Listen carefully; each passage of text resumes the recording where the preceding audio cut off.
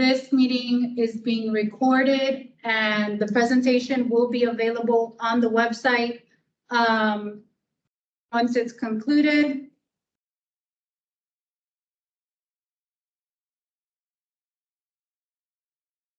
So again, this is a presentation of the annual maintenance log requirement for the city of Miami Beach.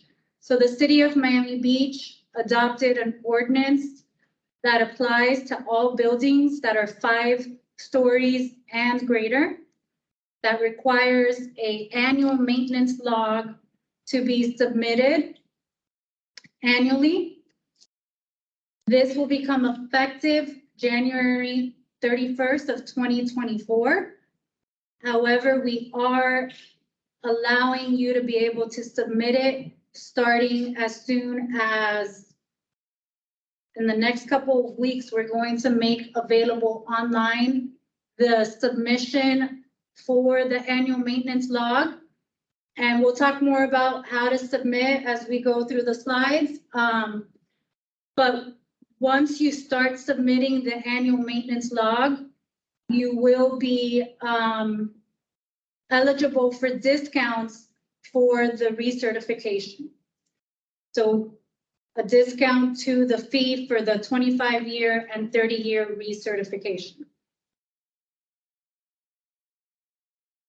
So the city adopted this law. Mainly it stemmed out of the tragedy that happened at Surfside. And it was a recommendation from the Miami-Dade County Grand Jury to help make buildings safer. That buildings do have annual maintenance logs to show that they are being prudent in keeping the building to maintenance standards. So the grand jury, like I said, recommended that owners of buildings conduct regular and routine maintenance of their buildings.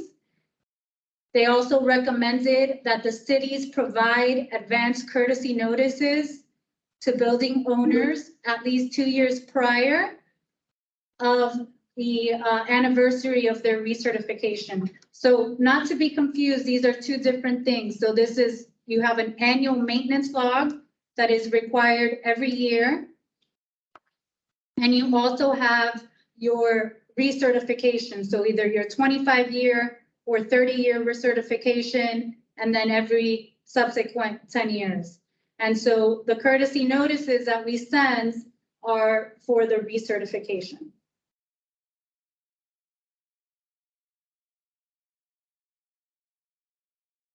So again, these are resolutions that have passed. The city has passed ordinance requiring the annual maintenance log.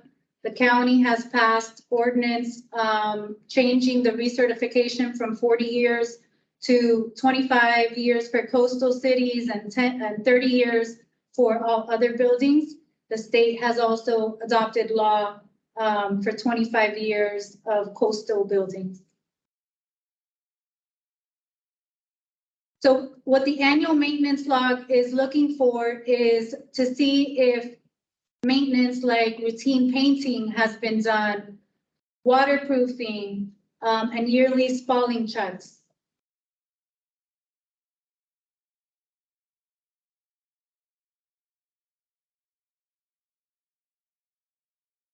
So the annual maintenance log submission deadlines are being staggered by address. So here you see, and again, we're starting in 2024 as a requirement. Again, you can start submitting 2023 and reap the benefits of an annual discount, but we will not enforce if you do not submit in 2023. We will start enforcing, meaning if you don't submit on time, there will be a penalty in 2024. So if you're in North Beach, north of 63rd Street, and your address ends in an odd number, you're due on January 31st, 2024. If your address ends in an even number and you're North Beach, you are due July 31st, 2024.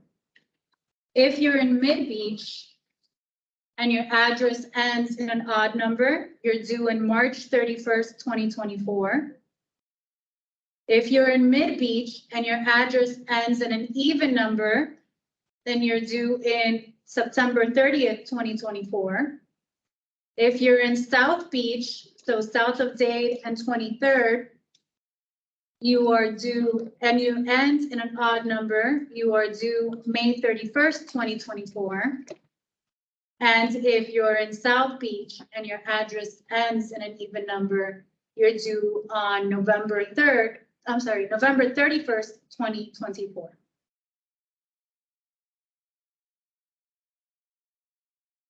So in order to submit your annual maintenance log, you will do that on the Citizen Self-Service portal, and that's mbselfservice.com. And I'm gonna walk through the exact steps of it. I'm gonna share my screen on the CSS portal to take you through that after a couple slides here.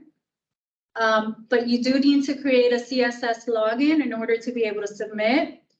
You'll apply for the building annual maintenance log and you enter the required information. The information that's going to be required is the property address, the contacts of the management company, the contact of the owner of the condo president. And if you have any legal counsel that you want to include, that should also be added as a contact, but it's optional.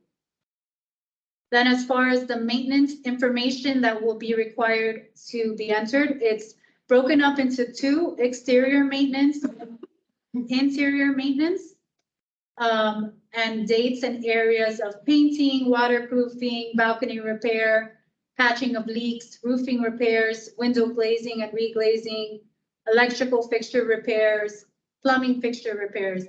And then the same thing applies for interior. And then the date of the last filing and a confirmation that the condo education board from the state, the requirements have been met. Notice the date of the last filing, it's the date of the last filing check. It means you walk around the building and you see if there's any signs of excessive cracking or any stress on the concrete. So and I get that these are lay people doing this. This is not going to be a structural assessment. You're merely looking to see if you notice any cracking, anything that looks out of the ordinary. That was one of the recommendations of the grand jury, was that yearly somebody walk the whole building and look at the exposed members. You really can't, we understand Superman doesn't work for your organization, but you need to look at the structural members that are exposed and see if you see anything that looks like it's cracking, anything, and you would note that. And the reason it's a twofold thing. It can help once you've hired an engineer to do your buildings recertification. It can help them focus on the areas where you have found things in the past, so that they can look at those areas first and rule anything out. And you can also, it lets you know if something is getting worse with time. So it's a good check to do. And it is not that you need to be a structural engineer or an architect or trained in any of those things.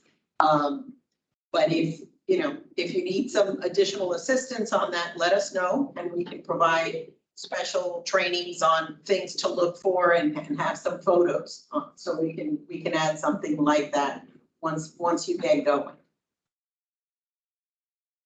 I would also like everyone to remind them that it's always cheaper to do the maintenance as soon as you identify the issues, whether it is structural or electrical. They are both very important to the life safety. So if you identify any issues with the building, it's always cheaper to identify and take care of them right away than wait for a long time and it becomes a bigger problem. Thank you. That's true. A little caulking, a little paint in an early intervention makes a huge difference long term. Whenever at the end of the call, they'll be like, who wants? Okay, and then a little bit about the incentive slash discount. So as I mentioned at the beginning, the incentive for submitting the annual maintenance log on time every year will be 1.5% off your recertification fees for if you're under the 25-year recertification, or 1.25% per year if you're under the 30-year recertification, and then that'll be up to 37.5%. And then for the 10-year, if you're under the 10-year schedule, then it's 3.75% off per year for your recertification fee. So now I'm going to switch screens to show you CSS, exactly what those steps look like. So, second, please.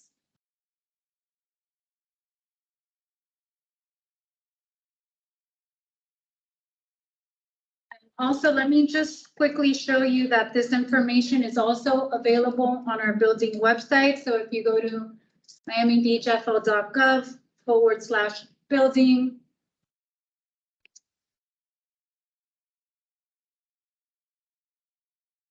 scroll down to building recertification area, click there. Here you'll find what we're talking about, the annual maintenance log, nice and big. Thank you, Victor. Click on the annual maintenance log.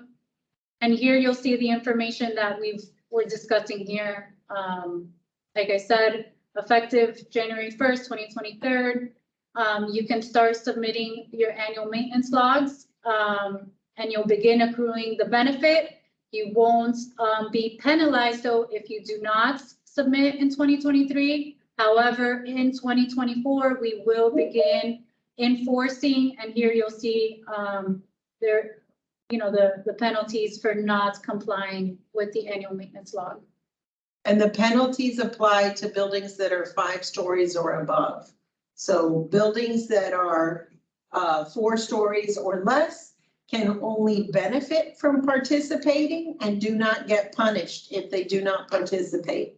But the larger buildings do get penalized for not participating.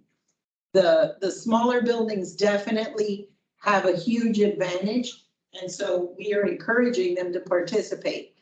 There's no punishment if you don't participate, and there's plenty of benefit from participating in both with the financial incentive, and in addition to that, there's also, when you participate, it does make it easier for the building manager to understand the conditions of the building, and for somebody to transfer from one association president to the next one and know what's gone on. And it gives it an organized way of following up on the type of maintenance that's been performed.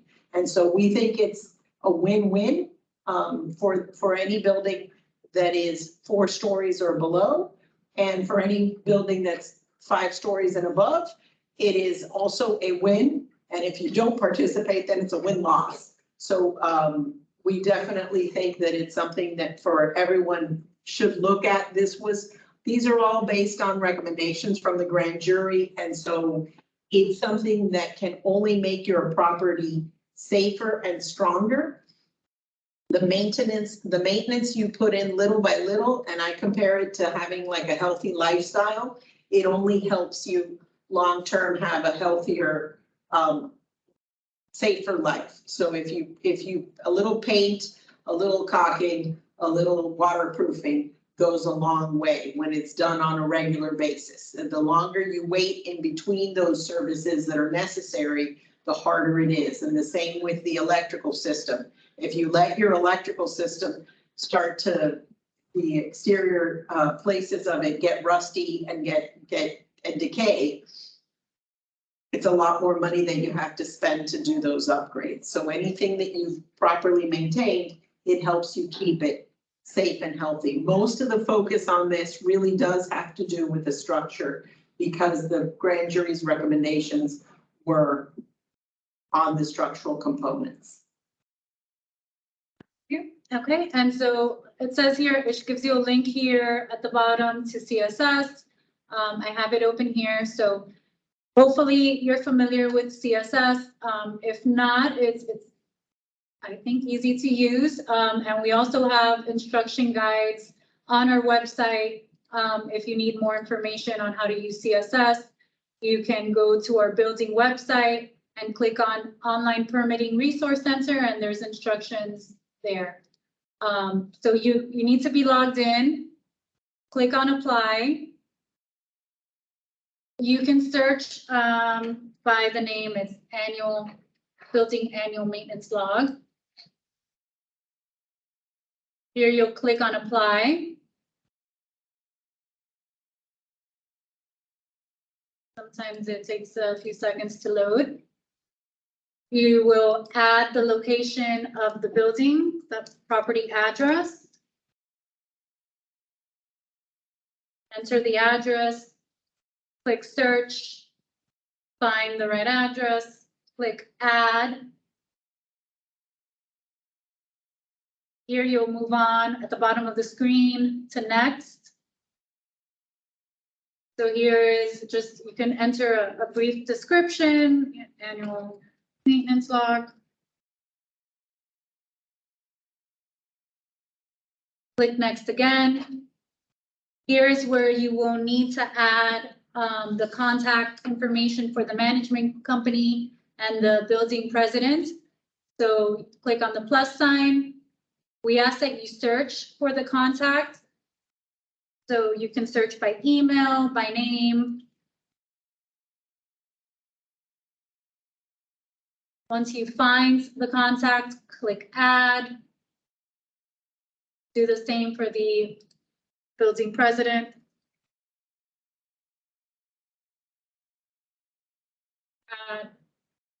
And then if you want to add additional contacts like a legal counsel or another contact information for the management company or registered agents, you may do so, but it's not required. Once you've added the contacts, click next. So here in the more info section is where it's going to take you through the series of questions regarding the maintenance that has been done. So if you notice here at the top, it's first the exterior maintenance performed. So painting, date of the last exterior painting, if there was any specific unit numbers, then what side of the building, you can just check off.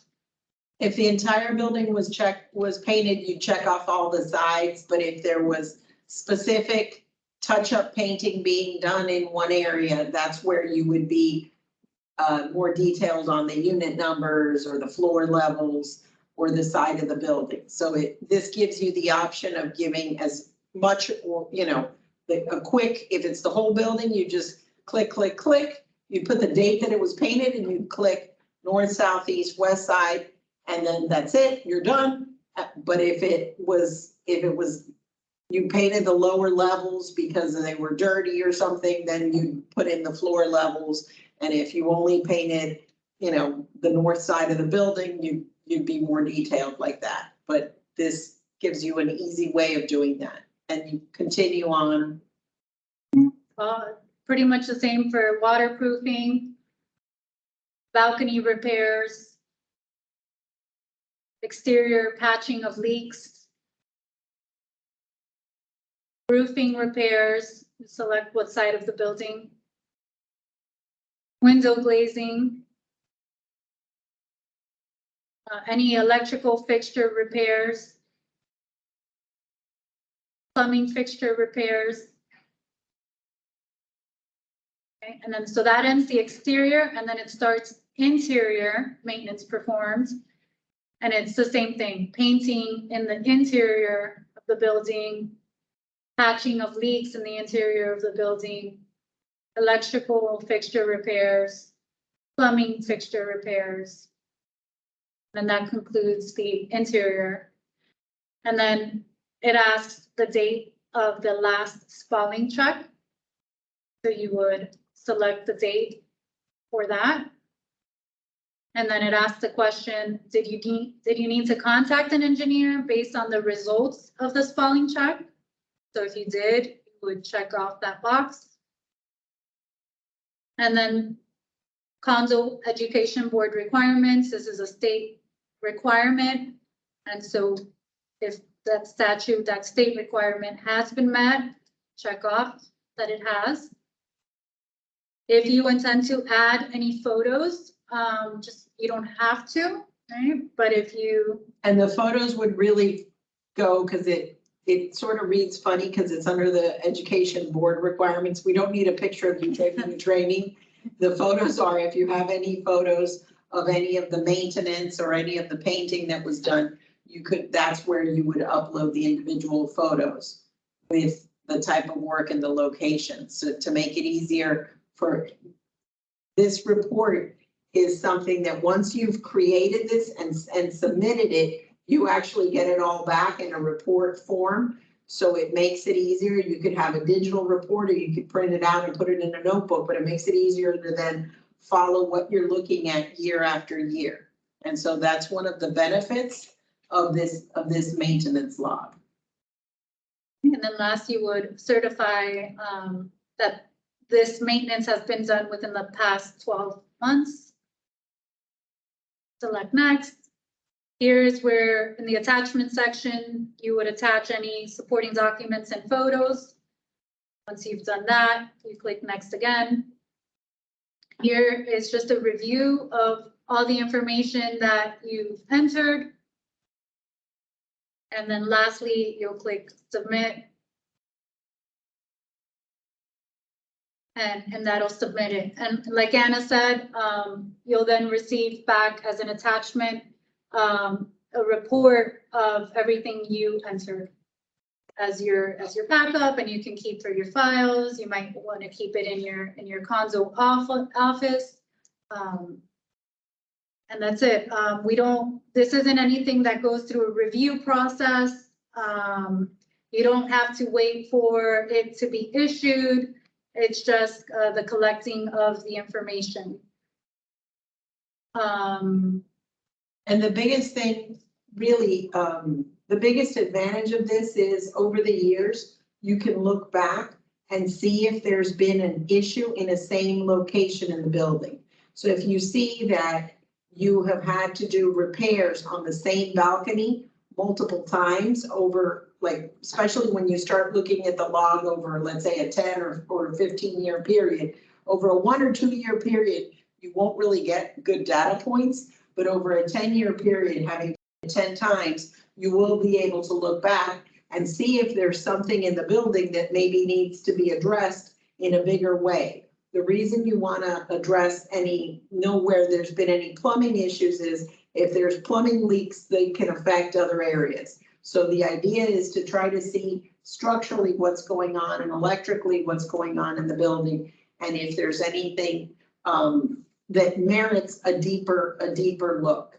And this would be something, and if somebody was newly elected and they wanted to look back over several condo logs, or someone who takes over the management of a building and wants to look, hey, what has been looked at thus far in this building before I take it, as I start managing it, this would give you a place to have all that information. It would still be on our website.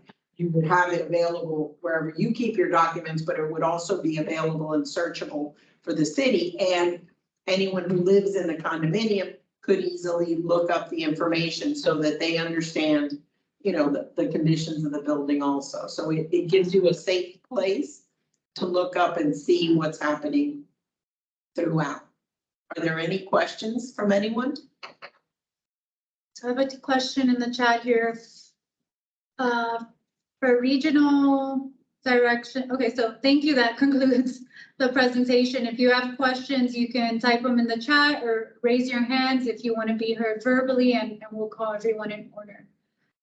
Steven Zamora asks, for regional directors overseeing several buildings and their managers and chief engineers, is there a way to view activity for multiple sites under one account for the regional managers for each respective management company?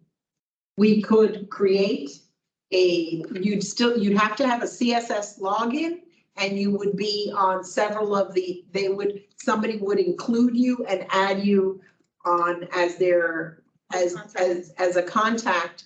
And if you have a CSS account, you could definitely log into CSS and see all of the ones under your account number. So that's a good question. We're not gonna create a regional manager position, but if you go back to where there was different choices on it, there was additional management, and that's where you'd be added that way. So you'd create your CSS account.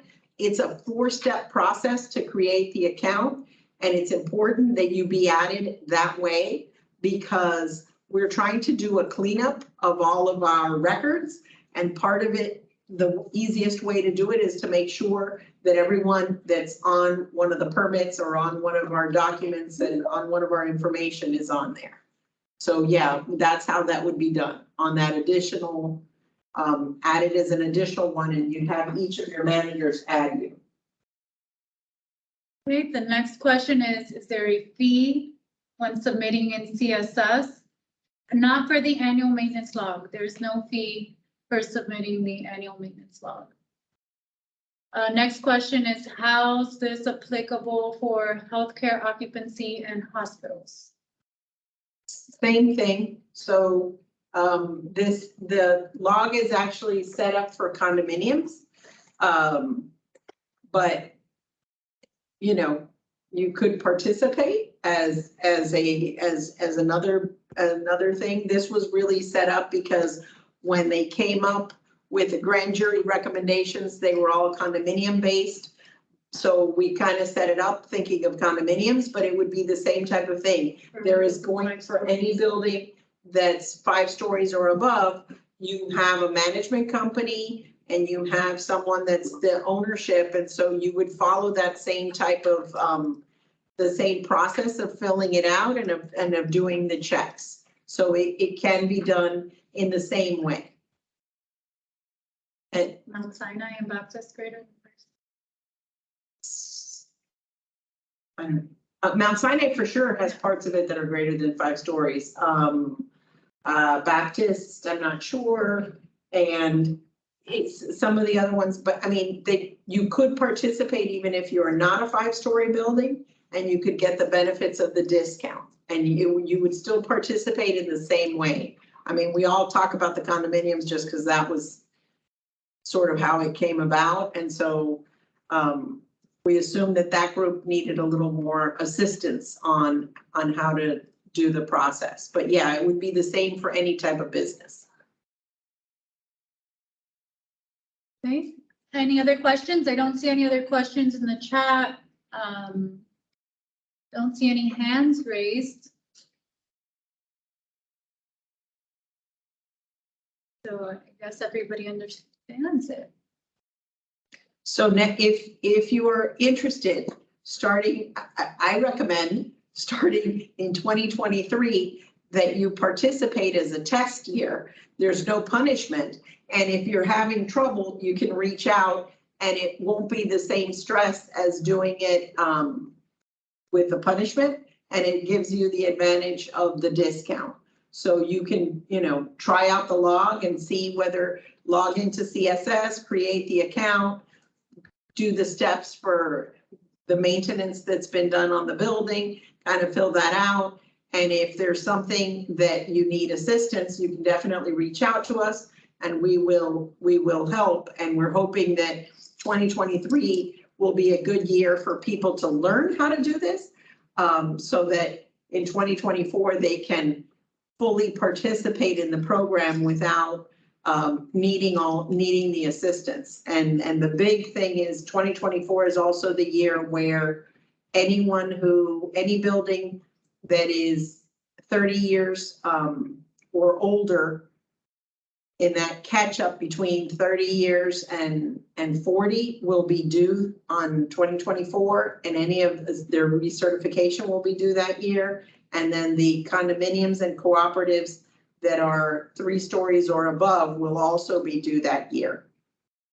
So we're trying to get the maintenance log done the year before with only the positives available, so that you can really learn how to use it and then hopefully be able to fully use it the next year.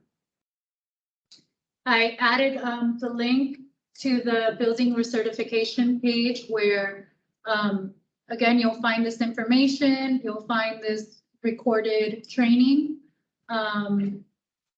And again, the email address, in case you have any questions for the building recertification team, is buildingrecerts@miamibeachfl.gov. I thought it was the whole word.